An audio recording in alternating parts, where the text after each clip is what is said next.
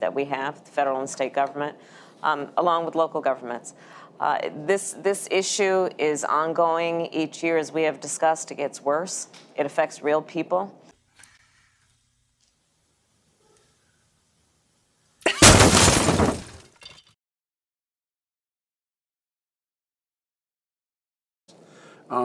Let me ask you, Governor Inslee, you know.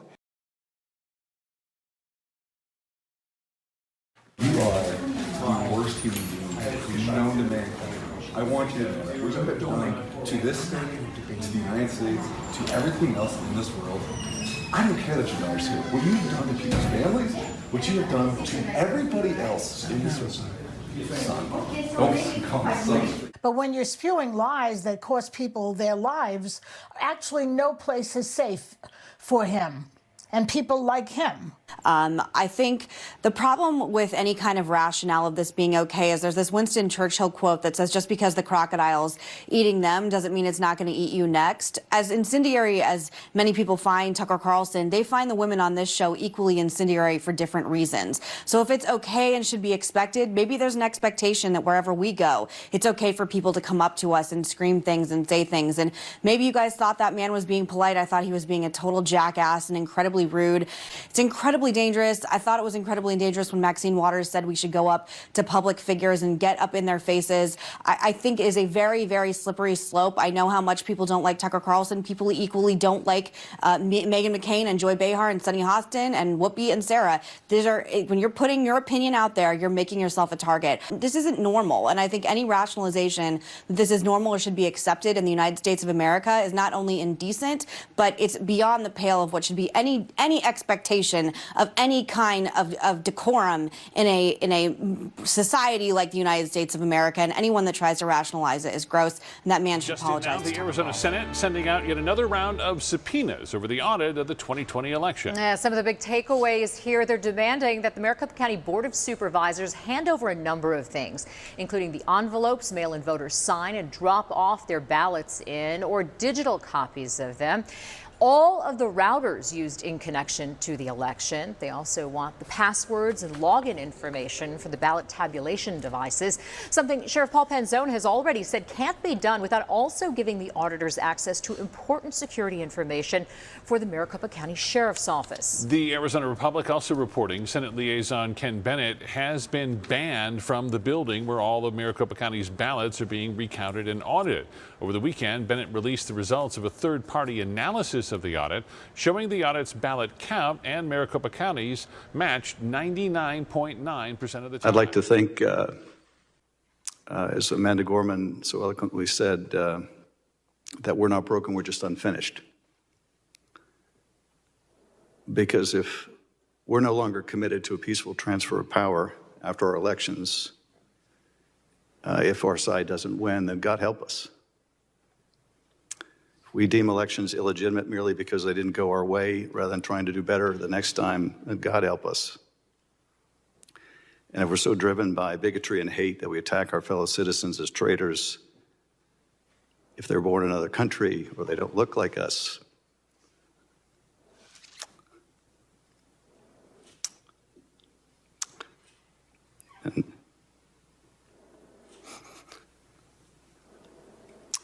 and God help us. Do you feel responsible for spreading a message where I'm not going to take it because I don't care what Biden wants? Byron Donald's not going to take it because he doesn't care what Biden wants. You think that's a good message for people to hear? Well, the first thing is my message was never about Joe Biden. The message is about me and my own personal health. I'm not getting vaccinated because I don't want to. Hold on, no. I want to read your words. I want to read your words. Byron, I know you don't get to cut me off. It's my show. But just listen. It has nothing to do with what Joe Biden wants. It has nothing to do with what Joe Biden wants. Funny, I never brought him up when I was deciding whether or not to get vaccinated. Why did you? A reporter asked me on a news show, and I said it has nothing to do with what he wants. I chose not to get vaccinated because I chose not to get vaccinated. I already had COVID-19 once. I'm 42 years old. I'm in very good health. I actually get checkups regularly and do all those things. That's a personal decision from myself. Members of my family, my wife, my 3 kids, they've all had COVID. They're not getting vaccinated. They're all healthy. That is a decision they've chosen to make. You ask your doctor? For everybody to understand is this. Hold on. Here's the key thing you need to understand. If people in the United States are concerned about contracting and being hospitalized and dying, of course, from COVID-19, please go get vaccinated. I will never tell you not to get vaccinated. What I'm saying is I made a decision not to get vaccinated. And it doesn't matter if it's you or Joe Biden or anybody else that's going to stress or want me to get it. I'm not doing it because I made that decision. I know, but that's just as a because free person. Hold on, Byron. Freedom isn't just defined as the bold and ability to be strong and wrong. It's about doing the right thing, the best thing. You say if people are worried about getting sick or dying, then they should get vaccinated. What about if people are worried about giving COVID-19 or a variant to others, which you very well could do? You could be doing it right now and not know. Doesn't that matter?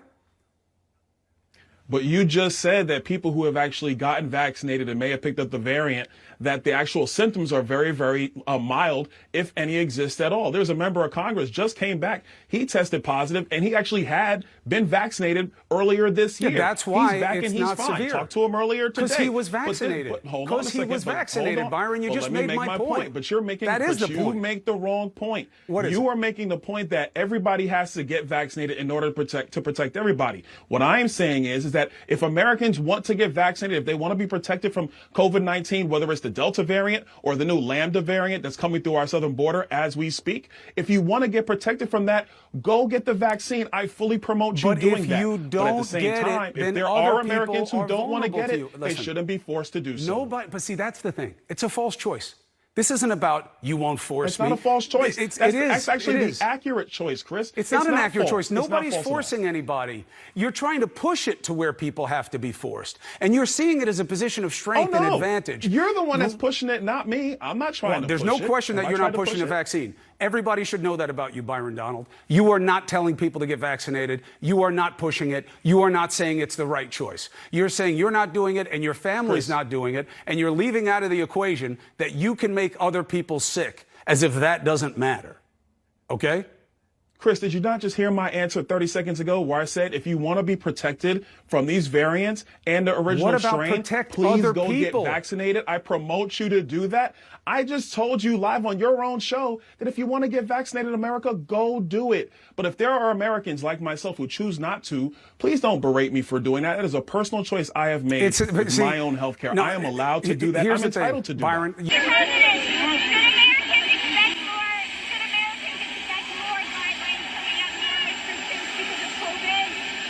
In all probability, by the way, we had a good day yesterday. Almost 1 million people got vaccinated. About 500,000 of those people for the first time with our second shot. And so I'm hopeful that people are beginning to realize how essential it is. And some of the preliminary stuff we've seen from the CDC says this new guidance for vaccinated people to mask up is based on data from people who got sick partying in Provincetown, Massachusetts. Has the White House seen any proof that COVID is spreading, vaccinated people are spreading COVID who are not going to big parties? Here's what we know, and I'm just going to repeat again. We need to get people vaccinated. That is really the answer here. That is what we're seeing from that's what we're hearing from CDC. That's what we're even seeing from these slides, is that people need to get vaccinated. That is how we fight the Delta variant. That is how we fight COVID. We have a crisis at our border, and we're playing footsie with mask mandates in the people's house. I mean, it's absolutely absurd what this body is doing, the people's house. It's an embarrassment. It's a mockery. And the American people are fed up. They want to go back to life. They want to go back to business. They want to go back to school without their children being forced to wear masks, to be put in the corner, to have mental health issues. And we're running around here, and the speaker comes down here at 10 o'clock in the morning saying we got to wear masks in the people's house, while we've got thousands of people pouring across our border, and Democrats don't do a darn thing about it, heavily infected with COVID. I'd like to know which it is. I'd like Dr. Fauci to come down and answer a single question about natural immunity. Have you been infected with a virus? Do you have immunity? Or are they just going to go around poking people saying you must take a vaccine? Oh, but sorry, the vaccine doesn't work. You must wear a mask. Tolerance This institution and is a sham.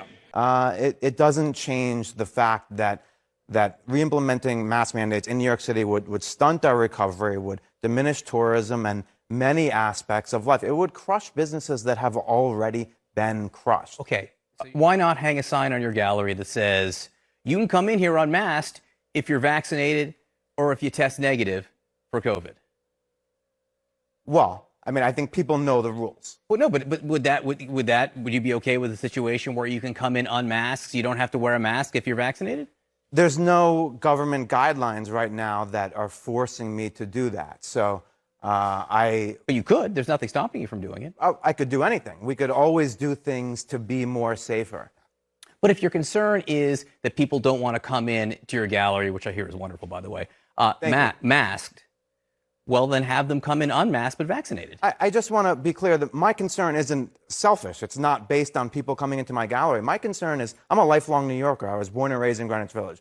My concern is for New York generally, and re-implementing these restrictions. Mask restrictions. Mask restrictions lead to every restriction. The and we president know said that. yesterday it is still a question whether the federal government can mandate the whole country to get vaccinated. He said, I don't know that yet. Does that mean he has asked the Justice Department to see if it's legal to make everybody get a vaccine? So when he said that about the mandate across the country, I would encourage you to read his statements and make sure you read the contents of his remarks. So a national vaccine requirement is not under consideration at this time. That's where we are with that. Don't need a mask. The mask is about compliance because they know Canadians like to do what they're told. So if they tell you have to wear a mask, next they're going to tell you have to contact trace. Then they're going to tell you have to take the vaccine. And because Canadians like to do what they're told, they're hoping that everyone just complies. And then guess what, kids? Once you take your vaccine, like a dumb person that doesn't know any better, they're going to tell you, sorry, the vaccine isn't as effective as we thought it was going to be. So now you still got to wear your mask, still got to get contact trace, still have all the restrictions and social distancing, and still take your vaccine. And then what did you get out of all of this? You got a whole year where you weren't allowed to travel, your business was closed, they took your rights and freedoms, they forced a vaccine on you, and what happened? The same amount of people died. Everything is the exact same. And now they're going to put you back on lockdown and bring it all the way till July of next year so they can do the same thing again. Bring you from July, August, and September, getting you off lockdown, but just to bring you back on lockdown again. If you idiots haven't figured it out yet, it's a perpetual cycle that you never get out of. And it's a way to take your rights, your freedoms, close your business, take your wealth. Why? So you become dependent on government. Why? If you're independent, the government works for you like it's supposed to. If you depend on the government to give you a paycheck to feed your family every month because they closed your business on you, now the government doesn't work for you, the government rules you. So instead of a middle class, we have the government, upper class, and the lower class dependents that rely on the government to survive. In other words, we have a slave class. And that's what they're trying to do. It's that simple. You seem to have good spirits about, this sort of kind of crazed narrative around your painting. I mean, how do you, what's your response to the people who are, coming after like the prices of the work or just, the collectors? I mean, what's been your response to that? Other than fuck them? That's a pretty good response. I think that's all you need. Yeah. This woman was deeply involved, and the fact that she has tried to minimize her involvement, I get that. Most criminals do that. But we have evidence, clear evidence, that she was deeply involved, not only evidence from third parties, but from herself, where she admits that she wrote this letter.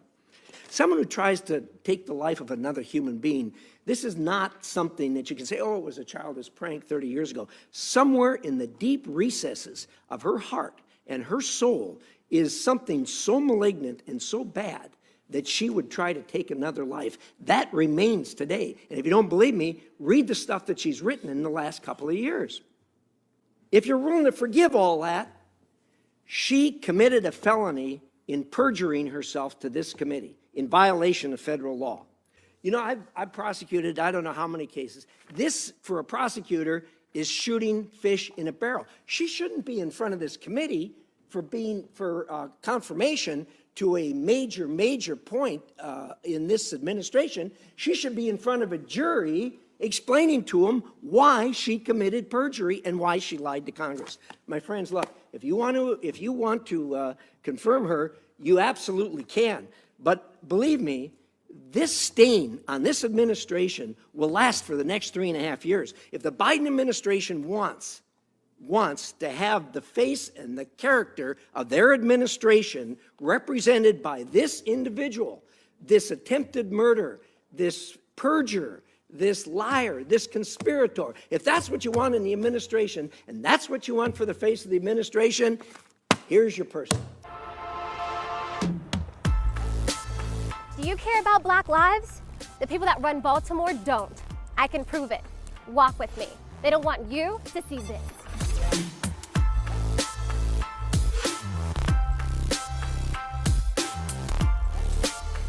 I'm Kim Klasick. This is Baltimore, the real Baltimore. This is the reality for Black people every single day. Crumbling infrastructure, abandoned homes, poverty, and crime. Baltimore has been run by the Democrat Party for 53 years. What is the result of their decades of leadership? Baltimore is one of the top 5 most dangerous cities in America.